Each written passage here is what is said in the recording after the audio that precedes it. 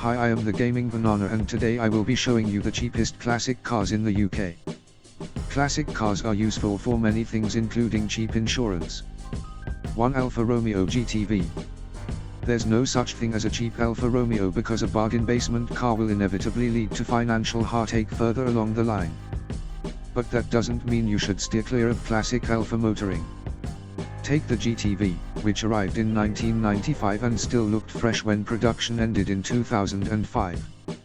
Available in coupe or spider form, this achingly beautiful car was based on a heavily modified Fiat platform but possessed delightful poise and predictable handling.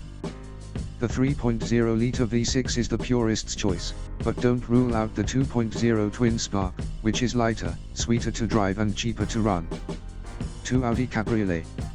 Fancy a convertible fit for a princess, but with a price tag that means you don't need to be royally flushed with cash. The Audi Cabriolet was the choice of Princess Diana, who used her 1994 2.3 for trips to the gym, as well as ferrying the young princes William and Harry to school.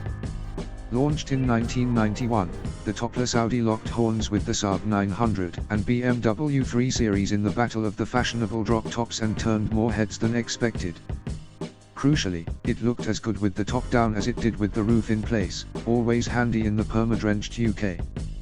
This well-engineered cabriolet features a fully galvanized rust-proof body and stems from a period when Audi built timeless and classy cars. 3 Austin Allegro. It was unreliable, poorly built and was launched at a time when the British motoring industry was at its lowest ebb. Ever since it was unveiled in May 1973, the Austin Allegro has been much derided, ridiculed and in many ways positioned as a scapegoat for all that was wrong with British Leyland. However, that doesn't mean it should be written off and allowed to spiral into the abyss. Not that its legion of fans will ever allow that to happen. The Allegro has developed a kind of cult status in its later life. There are plenty of positives: the Hydra gas suspension, the almost universal recognition of what it is, and prices that make it the ideal starter classic.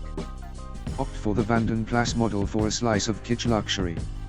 4 Citroën BX. Before we proclaim the brilliance of the Citroën BX, it's worth mentioning the GS, which remains undervalued in the classic car world.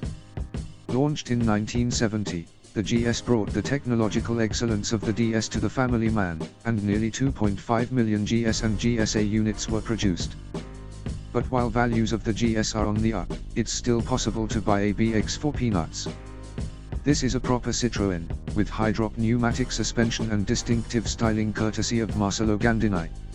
It was also hugely successful, especially in the UK, where it became a fleet favourite. You'll pay a premium for a BX16B, but all variants offer tremendous value for money. 5 Ford Puma. We're going out on a limb here because we appreciate that for some people, the Ford Puma hasn't yet reached the dizzy heights of classic status. But hear us out, and you might change your mind. 20 years on from its launch, the Ford Puma remains one of the sweetest handling front-wheel drive cars ever to grace a B road. And because it's based on the humble Fiesta, it's a relatively cheap car to run. We're not going to deny that rust is an issue. Check the rear wheel arches, but with around 10,000 Pumas on the road, you can afford to be choosy. Still not convinced? Look at the values of other fast Fords from the 80s and 90s, the Puma won't remain cheap forever. 6 Mercedes-Benz 190. Few cars of the 80s have aged as well as the Mercedes-Benz W201, affectionately known as the Baby Benz. It's a credit to designer Bruno Sacco that the 190 looks better with every passing year, and it's no coincidence that prices are rising in line with the larger W123. The forerunner to the C-Class was introduced in readiness for a global recession and to lock horns with the BMW 3 Series, something it did with great aplomb. By the time it had made way for the C-Class in 1993, some 1,879,629 units had been produced. Parts are plentiful, specialist support is readily available, and it's a car you can use every day. What are you waiting for? 7 Morris Marina. Much like the Austin Allegro, the Morris Marina suffers from an image problem, which only serves to keep prices low. But while the Allegro is notable for its many faults, the Marina is hamstrung by its ordinariness.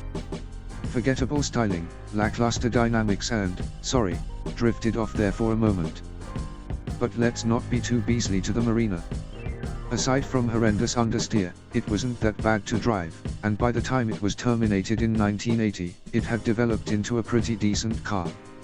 It's simply that pretty decent isn't good enough when you're up against the all-conquering Ford Cortina. More than 800,000 Marinas were sold throughout the 70s, but with fewer than 300 on the road today, the survival rate is pretty grim. Nobody mentioned falling pianos. 8 Triumph Acclaim. Behind the Triumph Acclaim's rather humdrum 3-box styling lies a highly significant car, but not necessarily for all the right reasons. It was the first Anglo-Japanese car to be built in Britain, but also the last car to wear the famous Triumph badge. In reality, the Triumph Acclaim was little more than a rebadged Honda Ballard, which itself was derived from the 5-door Civic.